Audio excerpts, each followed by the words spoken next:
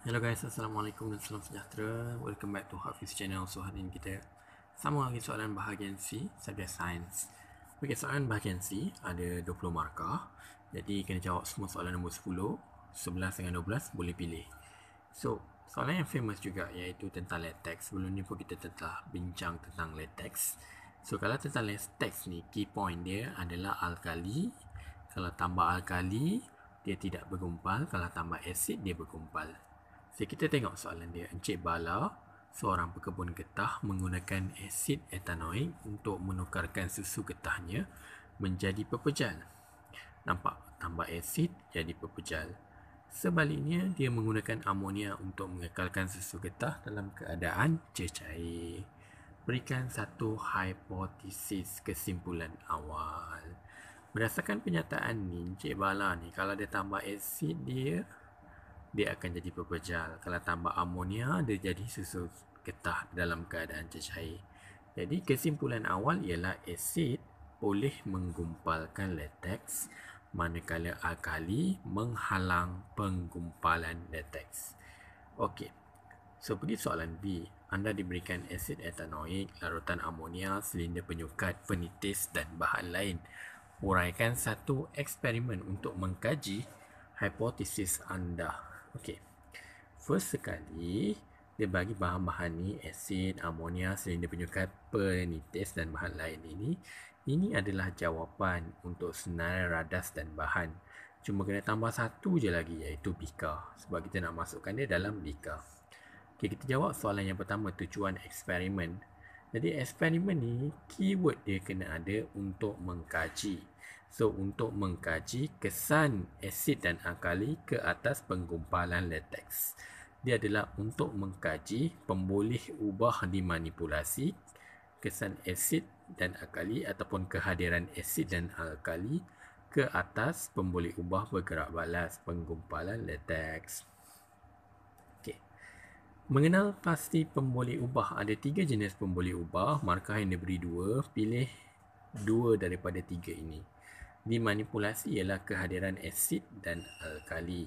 Bergerak balas penggumpalan latex. Dimalarkan boleh buat isi padu latex, isi padu asid, isi padu alkali pun boleh. Senarai radas dan bahan salin je yang diberikan, cuma tambah bika. Untuk prosedur atau kaedah mudah je untuk dapat 4 markah. So, sediakan 2 bika iaitu bika A dengan bika B. Masukkan latex ke dalam bika A dan bika B.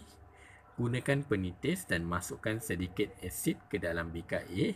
Gunakan penitis dan masukkan sedikit amonia ataupun alkali ke dalam bika B. Biarkan selama sehari, rekod pemerhatian anda. Senang je dia punya prosedur. Dan untuk penjadualan data, markah yang paling simple, awak buat satu jadual di mana sebelah kiri adalah pemboleh ubah dimanipulasi, sebelah kanan ialah pemboleh ubah bergerak balas. Dapat satu markah. Jadi untuk soalan 10 ni, markah dia kalau kita lihat ada 10 markah, paling kurang kita boleh dapat dekat sini 8/10. Sebab ramai buat mistake dekat dia punya prosedur. Tapi kena try tulis juga prosedur dia. Okey, pergi kepada soalan nombor 11 tentang bahan radioaktif. So, soalan 11 menyatakan 2 kegunaan bahan radioaktif dalam setiap bidang berikut. Kita belajar dalam pertanian ni, kita belajar ada fosforus 32 untuk mengesan pengambilan baja oleh tumbuhan. Contoh nak tahu pokok kita tu dia serap baja berapa banyak, kita gunakan fosforus 32. Dan sinar gamma juga digunakan untuk membunuh racun serangga perosak dalam pertanian. Okey. Dalam perubatan ni, paling simple kalau seseorang tu kena kanser, boleh pakai Cobalt 60. Dia boleh membunuh sel-sel kanser. Okey. Kalau dalam perubatan juga, kalau nak kesan darah beku, boleh gunakan natrium 24. Dia boleh kesan darah beku dekat tubuh badan kita. Natrium 24 ni juga digunakan nak kesan paip bocor. Kalau orang tu kena penyakit thyroid dekat dia punya leher tu, boleh guna iodine. Kalau tak silap, iodine yang boleh digunakan untuk mengesan ialah iodine 131. Kalau ada penyakit thyroid lah.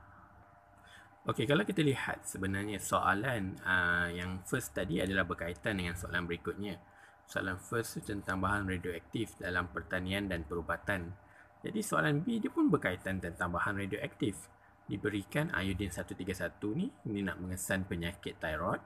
Cobalt 60 ni untuk kanser. Karbon 14 ni untuk umur artefak. Jadi tiga-tiga bahan yang diberikan ialah bahan radioaktif. Pergi kepada soalan, dia kata kenal pasti dua ciri sepunya. Maksud kenal pasti dua ciri sepunya ni, apakah dua ciri-ciri bahan radioaktif? Sama je, simple. Dua ciri dia. Ciri yang pertama, bahan radioaktif ni, atomnya terdiri daripada nukleus yang tidak stabil. Dia tak stabil, sebab tu kita panggil dia radioaktif. Dia adalah terkandung dalam atom yang tidak stabil. Yang kedua, atomnya akan mereput. Kita belajar half-life. Ni tak belajar kot dalam tingkatan 5. Dalam subjek kimia akan belajar. Contoh half-life dia. Contoh iodin 131. Half-life dia akan jadi separuh. Itu maksudnya dia akan mereput. Dia punya nukleus tu tidak stabil. Okay.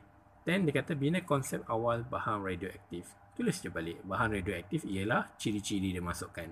Bahan radioaktif ialah bahan yang terdiri daripada atom. Ataupun bahan radioaktif ialah atom terdiri daripada nukleus yang tidak stabil dan akan mereput. Berikan satu contoh lain bahan radioaktif selain daripada ni. Selain daripada ni kita ada apa? Natrium 24, kita ada sinar gamma. Dan satu contoh lain, bahan bukan radioaktif. Contohnya argentum, magnesium, apa-apa jenis logam pun boleh. Okey, soalan seterusnya, hubung kaitkan ciri sepunya untuk membina konsep sebenar.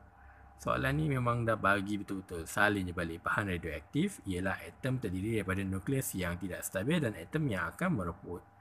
Salin je balik. Sebenarnya soalan nombor 11 ni dia nak tolong dah sebenarnya. So, soalan ni semua pusing. Okey, soalan nombor 12 ni more kepada keadaan situasi yang berlaku dekat kalangan masyarakat. Contoh kat sini ialah tentang penyakit. Kalau terlebih makan contoh manis, kena diabetes. Terlebih makan garam, kena darah tinggi. So, soalan pertama nyatakan dua tabiat pemakanan yang tidak sihat dan kesannya. Okey, kita tulislah kalau memakan gula secara berlebihan boleh menyebabkan kencing manis, dapat 2 markah. Makan garam secara berlebihan boleh menyebabkan tekanan darah tinggi. Makan lemak dan kolesterol secara berlebihan boleh menyebabkan arteri tersumbat, arteriosclerosis. Okey, B tentang Puan Siti, dia menghidap kencing manis dan memerlukan diet yang sesuai. Diberikan jenis makanan A, bubur kacang hijau. Makanan B, kek buah-buahan. Makanan C, sup sayuran. Okey, secara logik kita tahulah the best is sayur lah. Sebab sayur ni mengandungi banyak vitamin. Pergi kepada soalan, dia kata tujuan pemilihan. Okey, kita kena pilih makanan A, B dengan C ni mana yang sesuai untuk Puan Siti. So, dalam eksperimen ni, apakah tujuan dia? Tujuan dia adalah untuk memilih makanan yang sesuai bagi pesakit kencing manis. Sebab Puan Siti ni menghidap kencing manis. Okay, saya suruh terangkan tentang kebaikan setiap jenis makanan berdasarkan kelas makanan dan fungsinya. Okay, tengok yang A. Kebaikan dia apa? Dia kaya dengan gula. Gula ni bagus untuk tenaga. Tetapi dia boleh memudaratkan penyakit diabetes. Makanan B pula, dia kaya dengan lemak. Lemak pun bagus untuk tenaga. Tapi dia boleh memudaratkan pesakit diabetes.